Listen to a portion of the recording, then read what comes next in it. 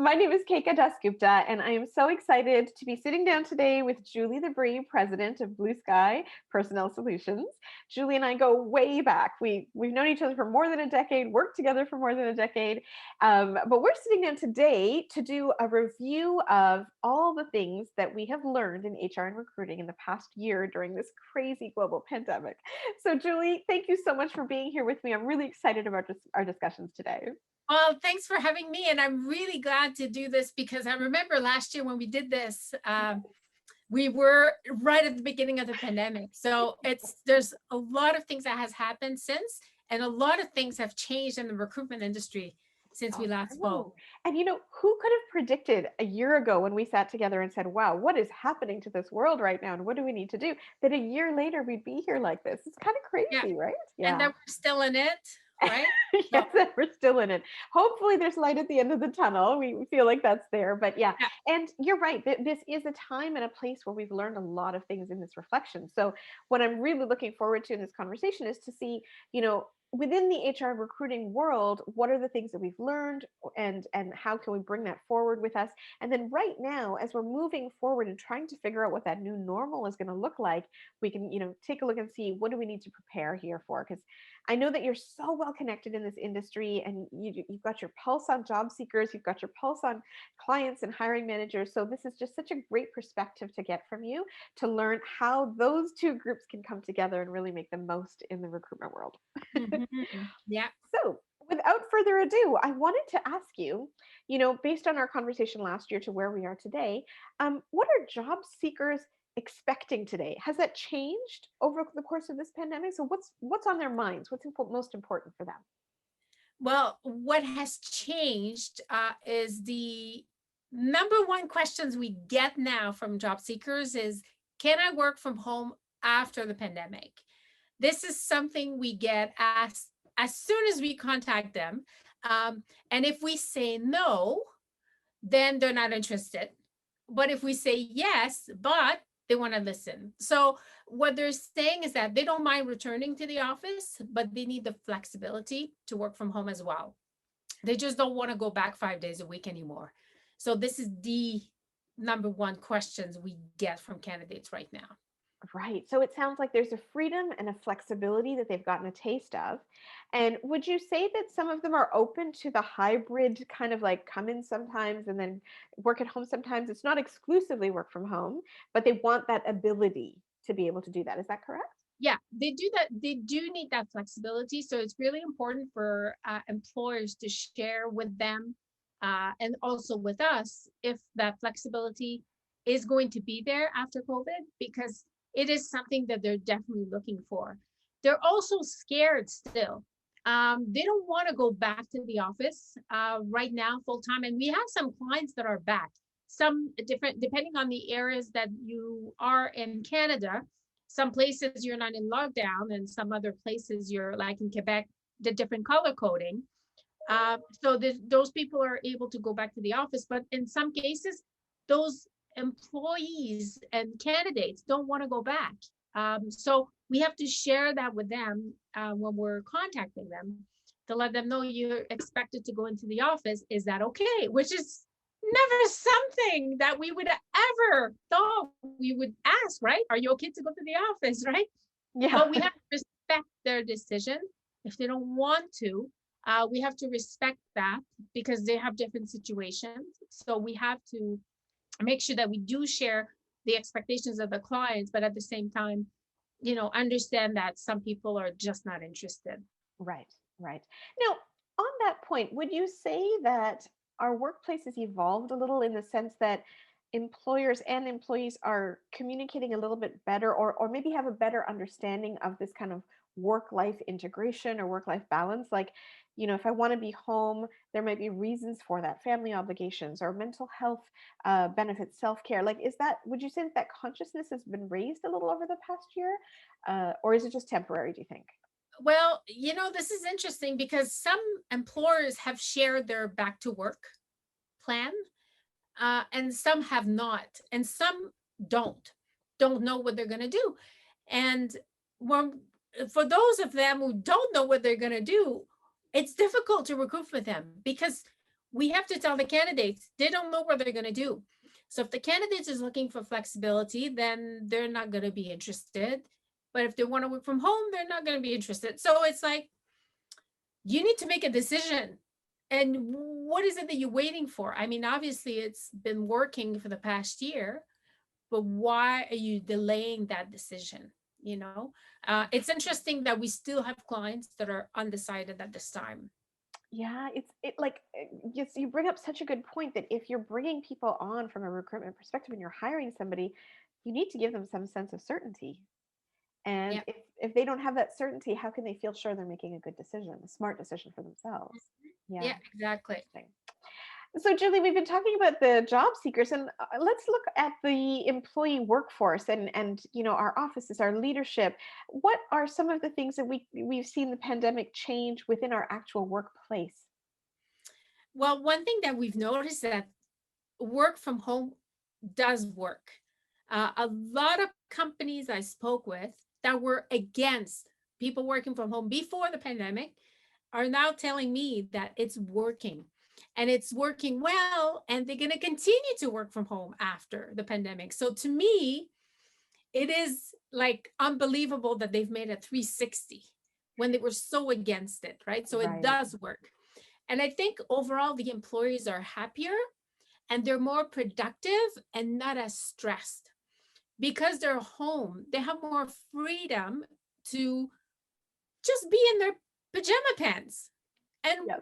work and still perform, but it does make an impact on people. You know, this pandemic has been very difficult on people's mental health, but the fact that they've been able to work from home, I think, has reduced the stress of having to get up and go to the office. They can sleep in a bit more. They just need to get up and work, when they're supposed to, right? Yes. But I think overall, they're also working more than they did in the office. When you work 9 to 5, very often those people, they start at 8 o'clock and they'll finish at 6, Right. you Yes, know? because they're used to that time frame that they've dedicated to work. Exactly. So I think overall, there's happier employees Yeah. that are working because they're at home and they're in that environment. Now, there's some people that do miss the social interactions, obviously, but overall, I think the work arrangement has worked really well for them. Right. And what a great lesson for our corporate world to really see, like, we've busted that myth that work from home is not productive and not possible. And I Yeah, love that you were talking about that, when you see that the people that you reach out to and employees are happier at home, and if they're more productive, then that's really going to show up in our bottom line as well. It's like such a smart strategy to really think about. It sort of, this has forced us to change, but it's really shown us how productive and how great this change can yeah, actually be. hmm Yeah, yeah, exactly. wonderful. So then when it comes to the recruitment side of things, when we were talking last year when like basically everything seemed to shut down, it felt like the world shut down. Yeah. And then suddenly we recognized, oh, wait a minute, no, life goes on. And so work continues to go on. So I'm just really curious, when you look at the recruitment side of things, what has changed? And do you feel like we've moved forward? Are there any parts of this where we're moving backwards? I'm just thinking sort of when it comes to recruiting and hiring and retention, what are your thoughts on how we've evolved? Well, one of the things that we needed to adjust on our side is they're asked about the COVID protocol with each companies. When they're giving us an order and a new mandate to work on, we need to ask about their COVID protocol. So we need to find out, do people go in the office? How many people are in the office? Do they wear a mask when they're working all day? Those are questions, again, I would never thought I would have needed to ask, right? And tell my employees, if I send my temporary employees out to my clients, you need to wear a mask. Same thing if they have to go for an interview, you need to wear a mask, just to remind them, although it's mandatory here in Ontario. But, it's one of those things that I have to do with them now, and to, mention it again. Don't Yeah, forget this, don't forget that. yeah, yeah, Um, right. and also our online interviews offered, which is something again that was never a question like for us that we would ask our clients. Do you offer online interviews or it's going to be in person? So we need to know all these different variables now, but I have a feeling this is going to stay after also. Companies might do their online interviews first before they bring them in for the in-person. Right. Because it's going to cut time. It's like you can just turn on your computer, you're there. So for job seekers, they've been more flexible to do that at any time of the day because they're home. Right. If they're employed, if they're not employed, that's a different story, right? Yes. Yeah. Um, And so when you think about, like you said, some of this online interviewing will remain. Do you think that employers now may consider candidates that live a little bit farther away, more of that distance work? I mean, because I know that you work across Canada, and so I'm just curious if you think that there's going to be a little bit more either openness or change in perspective from that area. in some cases, yes, if they don't have to go to the office. Right. And I get still to this day, no, because they need to be able to come to the office a few days a week. But if it's completely remote, for them, it doesn't matter. So it's one of those things that it depends on the client and on the company. Right. That's what I've seen. So depending on where they are, if they don't have to go to the office, it doesn't matter where they're from. Right. Where they're working from. Yeah. Okay. So you were saying this, when we connected last year, when the whole pandemic first started, you said, prior to everything getting into lockdown mode, we were short on talent, and especially bilingual talent, right? That you were seeing people having bidding wars in some ways to try to get that talent, and salaries would go up in that regard. And you talk, in our conversations before, you've said that hasn't changed. And so even if we go back to this or go forward to this new normal, that talent shortage is still going to be there. So from a bilingual talent perspective, what would you say that nothing has really changed in that regard? It hasn't changed. The shortage was there before and it's still there now. And it's actually worse sometimes now because people are scared. They don't want to make a move sometimes from their current employers. So that makes it more challenging for us to get the qualified candidates for a particular position. So it is something that it's still there. And I anticipate that will continue to be there once it's done, because it's still, there's not more people that are qualified, period. Right. It doesn't matter if the unemployment is so high, it doesn't matter. Yeah. Those people were not qualified for our jobs before. They're not more qualified today. Right. Because it's the skills gap we're addressing, right? And when you're talking about really good bilingual talent that have the right skills, if that's really, the gap is there, that's something that employers have to still consider. Yeah. Yeah, exactly. This is where, I think that you and I've talked before about it, and I feel like this is where you as a recruiter play such a pivotal role, because you've talked about tapping into the passive market, right? So for people that are not willing to or not looking to move, and in this time, as employees are afraid to move or they're still trepidatious to sort of jump into something, it's so critical that you have a really great recruiter on your side who can go in and talk to those people who may be a little bit worried. And if you find the right opportunity for them, you can help them to see that sometimes, right? Mm-hmm. Exactly. Yeah, right.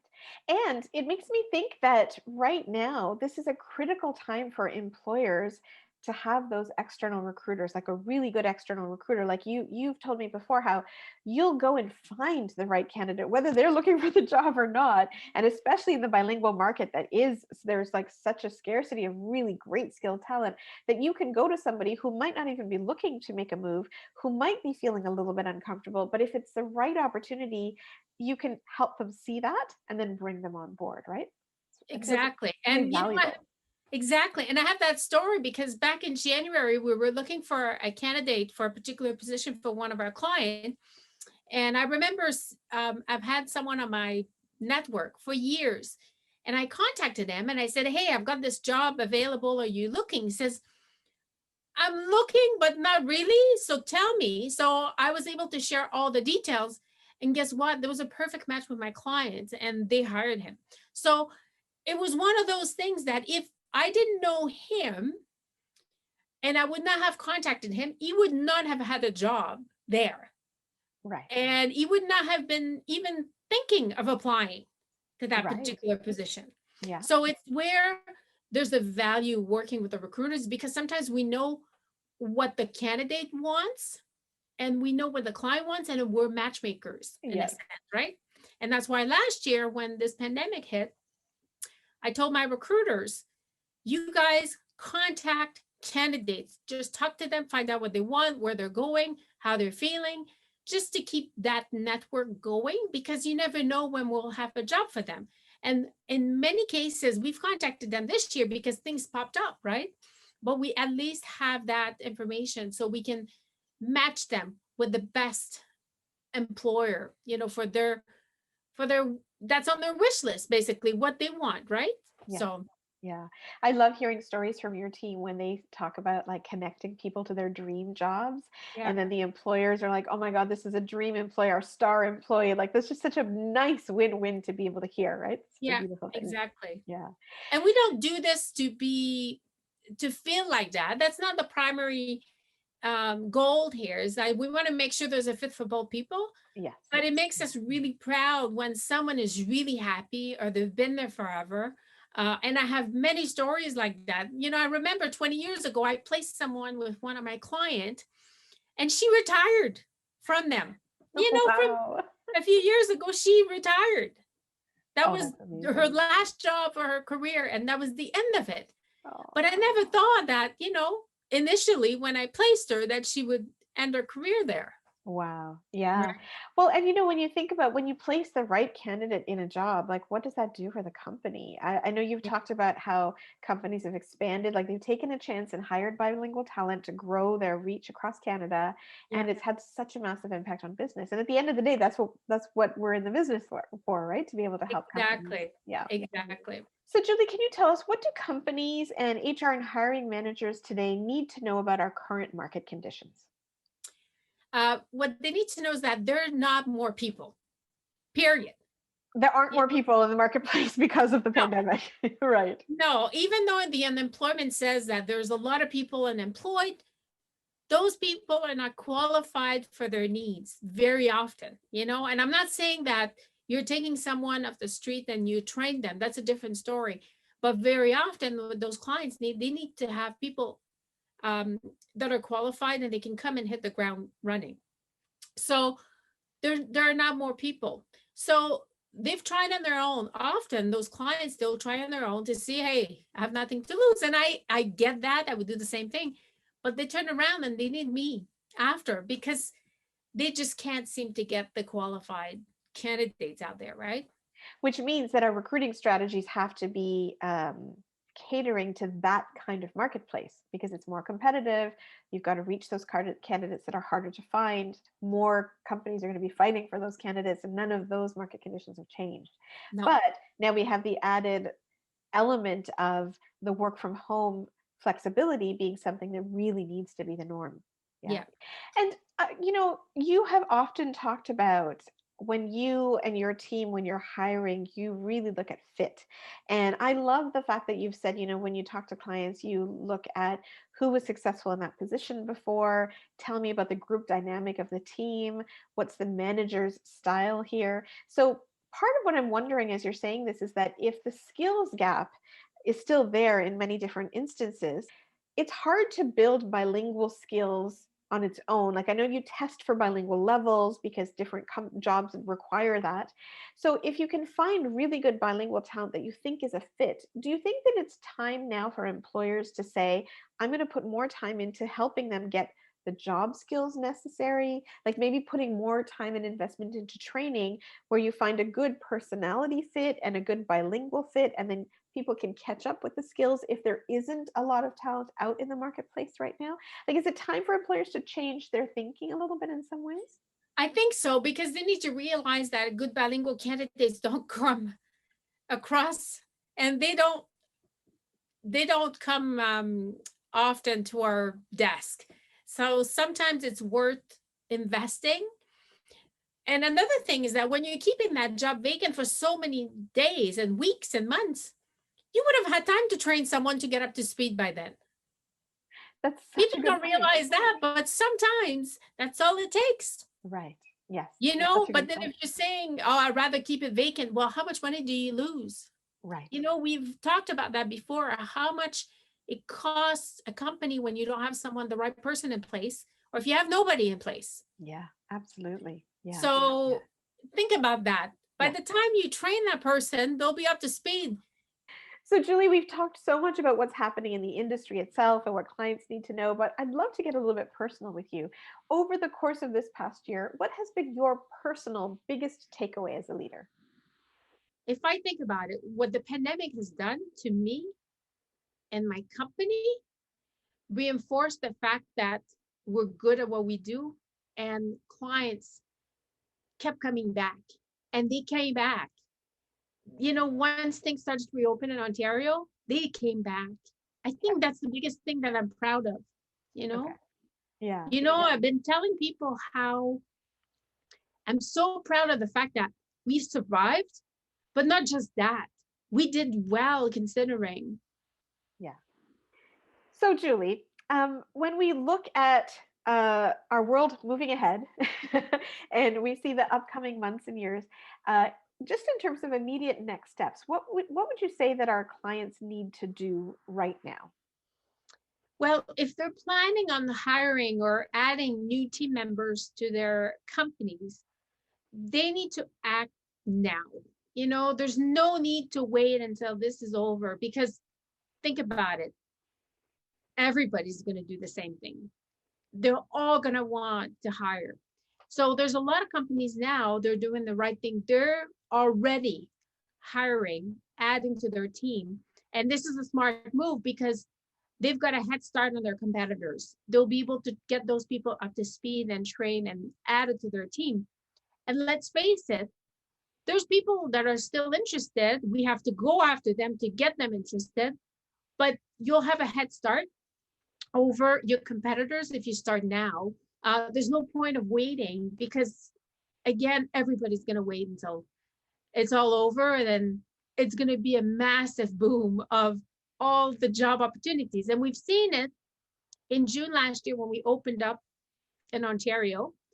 And with the news of the vaccine in November, we've seen an increase as well. Companies, for some reason, started to hire again, and they were ready to add to their team. So don't wait until we have the next phase, because I think you're going to lose out. There's going to be too much competition out there to get the talent that you need, because we're still in a shortage, really. Right. That's a really important message. So, taking away from what we've talked about today, I think the key things that stand out for me is that the skills gap and the lack of bilingual talent is still very much a reality. The pandemic hasn't really changed that. So, we need to know that even though we've all collectively experienced this pandemic together this way, some of this is going to go back to the way it was. And it's like, oh my gosh, we're still short on talent. The second thing that I thought was really important that you brought up was that let's not underestimate the impact of the work from home privilege, that employees are considering that to be the baseline today, and not necessarily full-time remote or full-time in the office, but they want to have some level of flexibility so they can go into the office but work from home as well. You also talked about how important it is for companies to communicate what their COVID protocols are today and then what the expectations are going to be when people go back. Because in the face of uncertainty, people are not going to make a move. So we really need to be clear there. You also talked about, and I thought this was interesting, that employees are still trepidatious about making that move and changing jobs. So you're still very much working with a passive job market at the moment. But like you said, once most people have been vaccinated, once things start to reopen, you anticipate a lot of movement and shuffle. So the time to go after those people are now. So net takeaway, don't wait. If you're looking at expanding your business and expanding your team, you really need to take advantage of those recruiting strategies today, right now. Yeah, today's the day. You got to call me. Wonderful. Amazing. And this is why you've been doing this for 20 years with such success. Yeah. So it's always a pleasure to hear your wisdom, Julie. Thank you so much for giving us your time. I think this was so valuable for our audiences here. And yeah, we'll do this again shortly. Yeah. Thank Thank you, you. Julie.